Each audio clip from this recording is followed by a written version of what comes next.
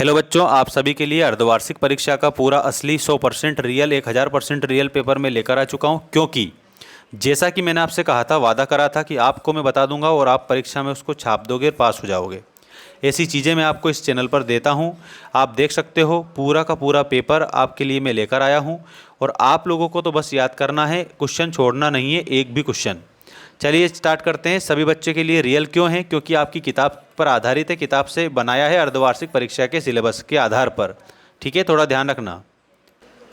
पहला प्रश्न है, इसमें सही विकल्प चुनकर लिखिए में निम्नलिखित में से कौन सी अपरिमेय संख्या है। दोस्तों, इसमें अपरिमेय संख्या के रूप में आपको ये वाला बताना है 0.20 23 00 23 000 23। इस प्रकार से ये संख्या आगे बढ़ती जाती है ना, तो इसको अपरिमेय संख्या बोला जाता है। अगला देखो, यदि a plus b plus c बराबर 0 है तो a cube plus b cube plus c cube किसके बराबर होगा। तो देखो कितना सिंपल क्वेश्चन दिया है आप लोगों को इस पेपर में। तो यहाँ पर आपको 3ABC आपको आंसर के रूप में लिख देना रहेगा। ठीक है, नेक्स्ट क्वेश्चन है, दो संख्याओं का योग 25 व अंतर 5 है तो ये संख्याएं होंगी। ये संख्याएं कौन सी है? तो ये संख्याएं 15 और 10 है। जैसे क्यों? मान लो 15 है और इसमें 10 प्लस करेंगे तो कितने हो जाएंगे?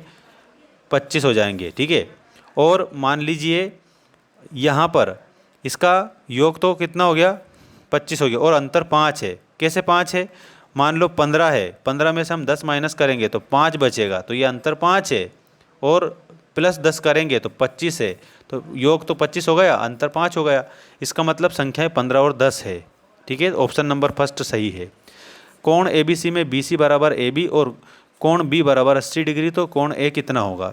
साथियों, प्यारे बच्चों, इसमें आप लोगों को आंसर के रूप में क्या बताना रहेगा? Option number C 50 degree. ठीक है, इसकी इक्वेशन जब हम सोल्व करेंगे तो 50 डिग्री आंसर आता है। इसके बाद में अगला जो क्वेश्चन है वो देखिएगा, ये रहा आपका नेक्स्ट क्वेश्चन। एक शंकु की तिर्यक ऊंचाई 13 सेंटीमीटर है तथा त्रिज्या 5 सेंटीमीटर है, तो उसकी ऊंचाई क्या है? तो इसके रूप में आप लोगों को क्या लिखना है ऊंचाई के रूप में? Option number C 12 centimetre. ये आपका 12 सेंटीमीटर उत्तर हो जाएगा। अगला प्रश्न देखो, 25 18 20 22 6 6 17 15 12 30 32 10 19 8 11 20 आंकड़ों का परिसर बताना है। इसमें परिसर जब पूछते हैं ना, तो आपको क्या लिखना रहेगा? ऑप्शन नंबर D 26 है इसका परिसर। ठीक है, ये आपका 26 करेक्ट उत्तर है। इसके बाद रिक्त स्थानों की पूर्ति कीजिए वाला प्रश्न देखिएगा, और ये रहा आपका रिक्त स्थान का पहला रिक्त स्थान। बहुपद x प्लस 2 का शून्यक कितना है? -2 है। बिंदु 7 और -6 की कोटि का मान क्या है? तो कोटि का मान -6 है।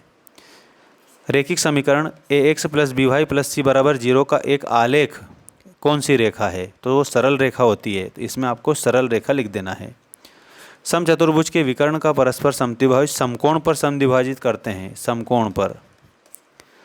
वृत्त की सबसे बड़ी जीवा को क्या कहते हैं? व्यास कहा जाता है। व्यास जी लिख देना आप यहाँ पर। ठीक है, आंकड़ों के अधिकतम एवं न्यूनतम मानों का अंतर आंकड़ों का क्या कहलाता है? परिसर कहलाता है।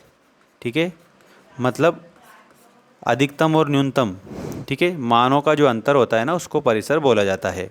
सभी बच्चे चैनल को सब्सक्राइब कर लेना, और आपके लिए ऐप की लिंक मैंने डिस्क्रिप्शन में डाल दी है, तो मेंस एजुकेशन ऐप जरूर डाउनलोड कर लेना, क्योंकि उस पर आप लोगों के लिए पूरा कंटेंट मेरे द्वारा अपलोड किया जा रहा है, जो आपकी वार्षिक परीक्षा और सबके लिए है। सही गलत में पहला आपका सही हो जाएगा। ये आप देखिएगा कैसे। प्रत्येक पूर्ण संख्या पूर्णांक होती है, सही बात है। एक घात वाले बहुपद को रैखिक बहुपद कहते हैं, ये भी सही है।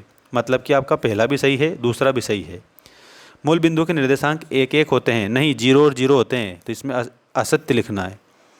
दो चर वाले रैखिक समीकरण के अपरिमित रूप से अनेक हल होते हैं, ये बात बिल्कुल सही है। सभी समकोण एक दूसरे के बराबर नहीं होते हैं, तो दोस्तों इसमें असत्य लिखना है। ठीक है, नेक्स्ट देखिए, किसी त्रिभुज में अधिकतम एक ही समकोण होता है, सही बात है, अधिकतम एक ही समकोण होता है, इसमें सत्य लिखना। ठीक है, और ये आप लोगों के कंप्लीट सत्य असत्य हैं। अब सत्य असत्य के बाद जोड़ी देखो सभी।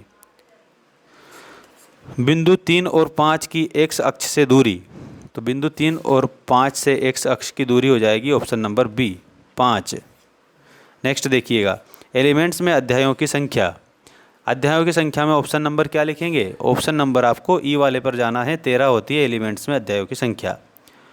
उभयनिष्ठ अंतः बिंदु, इसमें आपका कोण होता है, इसके आगे कोण लिखना मैं यहाँ पर फिल कर देता हूँ। देखिए अगला, समचतुर्भुज के विकर्णों के बीच का कोण अंश माप में कितना होता है? तो अंश माप में हो जाएगा 90 डिग्री। तो इसके आगे आपको 90 डिग्री आंसर लिखना है। चक्रीय चतुर्भुज के सम्मुख कोणों का योग कितना होता है? तो दोस्तों इसमें याद रखना 180 डिग्री होता है। नेक्स्ट है भुजा ए वाले समबाहु त्रिभुज का क्षेत्रफल क्या है? तो ये है आपका, देखिएगा, करणी 3/4 ए का स्क्वायर। ये आपको इसमें लिखना रहेगा। सभी बच्चों को बिल्कुल करेक्ट आंसर यही आपका हो जाएगा। ठीक है ना? ठीक, ओके। अब हम बढ़ते हैं एक शब्द एक वाक्य की तरफ, और इसमें आंसर मैं लिखूंगा, स्क्रीनशॉट लेके याद कर लेना। चैनल को सब्सक्राइब जरूर कर लेना और ऐप को डाउनलोड नहीं करा तो ऐप को डाउनलोड कर लेना। इंस्टा की लिंक मैंने डिस्क्रिप्शन में डाल दी है, आपके लिए ही है, वो फॉलो कर सकते हैं। चैनल के अबाउट सेक्शन में ऊपर ही ऊपर दे रखी है।